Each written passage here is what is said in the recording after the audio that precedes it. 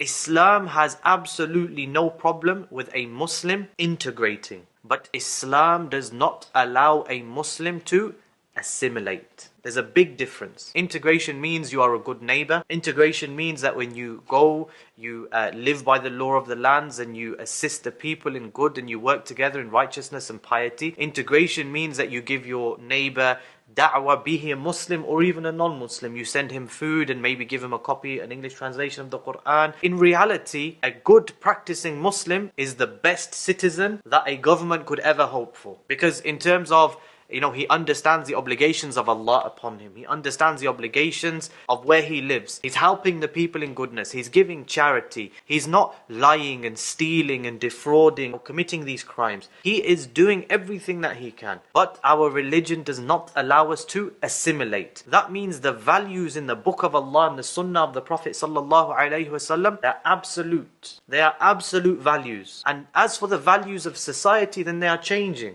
Something that was maybe looked down upon and frowned upon maybe 20, 30, 40, 50 years ago. For example, homosexuality. It was outlawed in this country. But we've seen how their values and their moral compass has flipped 180 degrees, and now to say something against them is against the law. And so you see how the morals and the etiquettes of the society change, but the morals and the etiquettes that Islam teaches us, they are absolute. So a Muslim, he integrates but he doesn't assimilate. He says with the greatest of respect, you have your values and you have your beliefs. I am entitled to my values and my beliefs. You can take your values from the society, what society considers to be good and acceptable. As for me, my values are taught to me by my Creator and by the Messenger sallallahu alaihi wasallam.